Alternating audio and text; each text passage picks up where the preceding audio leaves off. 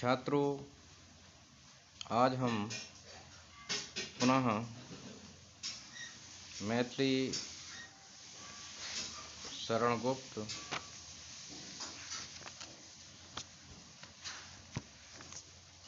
द्वारा लिखित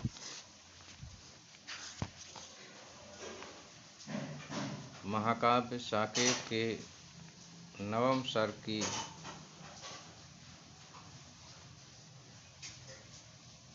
प्रस्तुत पंक्तियों को लेकर उपस्थित हुए हैं।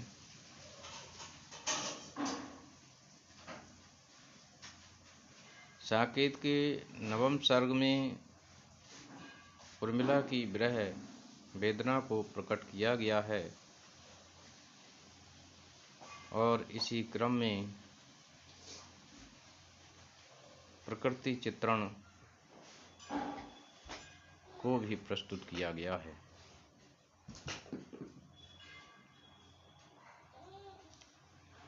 अधिकांशतः प्रकृति चित्रण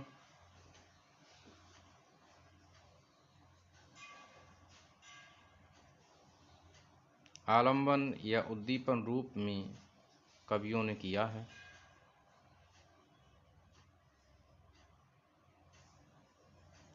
परंतु प्रस्तुत पंक्तियों को यदि हम देखें तो हम पाते हैं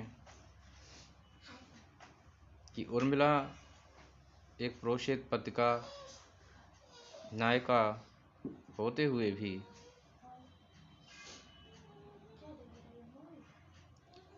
प्रकृति को लोक कल्याण की दृष्टि से देखती है।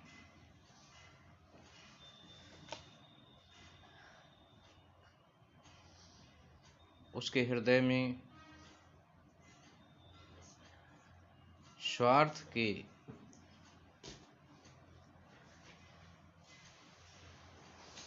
बजाय लोकहित अधिक घनीभूत दिखाई देता है।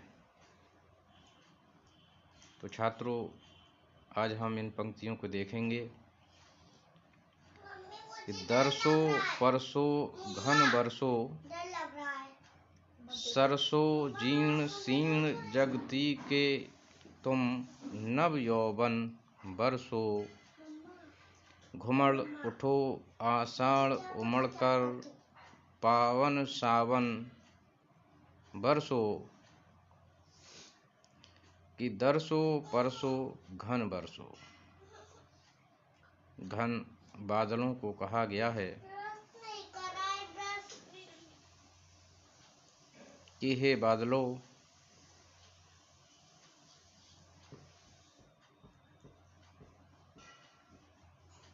तुम बरस कर इस पृथ्वी का स्पर्श कर लो। सरसो जीर्ण शीर्ण जगती के तुम नव यौवन बरसो।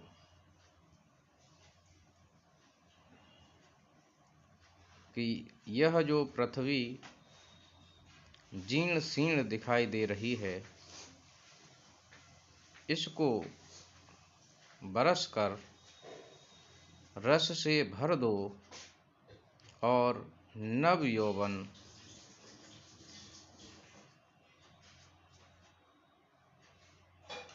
इसमें भर दो। क्योंकि बादलों के लिए, जल के लिए अमृत भी कहा जाता है। घुमड़ उठो आषाढ़ उमड़कर पावन सावन बरसो। कि हे बादलों, घुमड़ उठो आषाढ़ उमड़कर पावन सावन बरसो। कि जिस प्रकार से आषाढ़ और श्रावण माह में बादल घुमड़ कर बरसते हैं, उसी प्रकार से तुम इस पृथ्वी पर बरसो। भाद्र भद्र आश्विन के चित्रित हस्त स्वाति घन वर्षों सृष्टि दृष्टि के अंजन रंजन ताप विभंजन सरसों। कि भाद्रपद आश्वनी चित्रा हस्ती स्वाति इन नक्षत्रों में धारासार वर्षों की सृष्टि दृष्टि के अंजन रंजन ताप विभंजन वर्षों कि आप इस संपूर्ण सृष्टि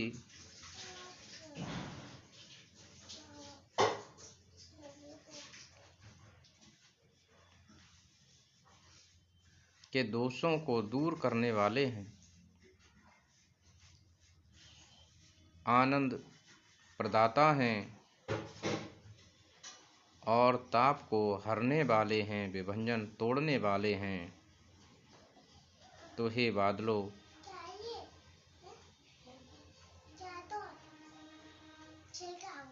आषाढ़ और सावन के इन नक्षत्रों में जिस प्रकार से घनघोर बारिश होती है, वैसे ही बरसो। व्यग्र उदग्र जगत जननी के अय अग्रस्तन बरसो, गत सुकाल के प्रत्यावर्तन हे शिखिवर्तन बरसो। व्यग्र उदग्र जगत जननी के, इस संसार के लोग अत्यंत व्याकुल हैं,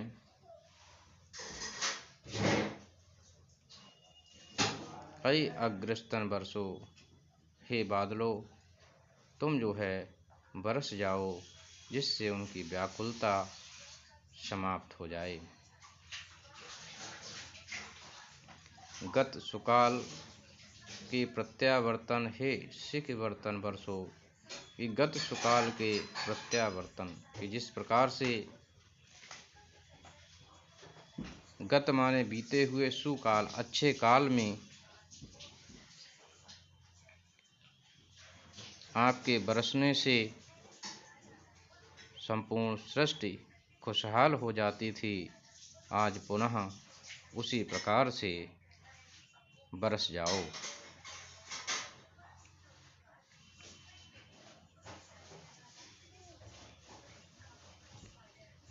जड़ चेतन में बिजली भर दो, ओ उद्बोधन बरसो,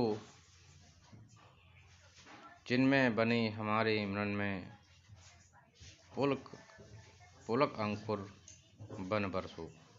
कि जड़ चेतन में बिजली भर दो, कि जिन प्राणियों में जड़ता आ गई है, जो निष्प्राण हो गए हैं, उनमें बरसकर प्राण प्रतिष्ठा कर दो और बिजली की भांति उनमें चेतना जागृत कर दो। ओ उद्बोधन बरसो, मैं तुम्हारा उद्बोधन करती हूँ। जिनमें बने हमारे मन में पुलक अंकुर बन बरसो, कि चिन्मय बने हमारे मन में, कि हम सभी चिंता से मुक्त हो जाएं, जितने भी प्राणी हैं सभी चिंता से मुक्त हो जाएं, उनकी व्याकुलता उनकी उद्विग्नता समाप्त हो जाए और सभी प्राणी पुलक उठें। इसलिए मैं तुम्हारा उद्बोधन करती हूँ और तुम तीव्र गति से बरसो।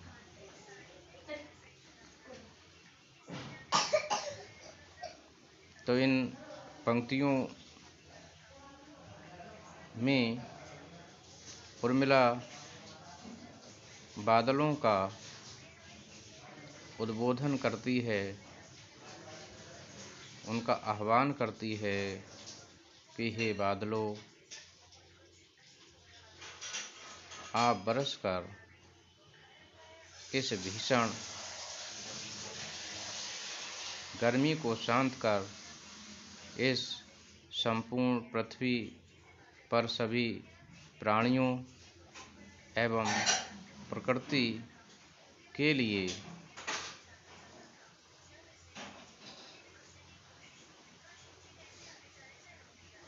प्राणदाता बनकर बरस जाओ, जिससे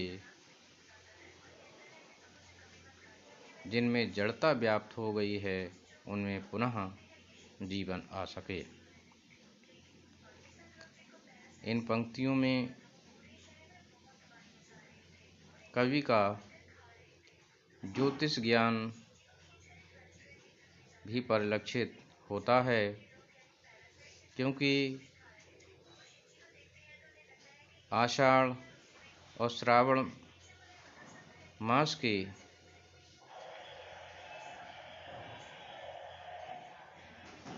भाद्रपद, आश्विन, चित्रा, हस्ती, स्वाति ये वे नक्षत्र हैं जिनमें मूसलाधार बारिश होती है। तो इन पंक्तियों में हम देखते हैं कि कवि को ज्योतिष का भी अच्छा ज्ञान है। इसके साथ ही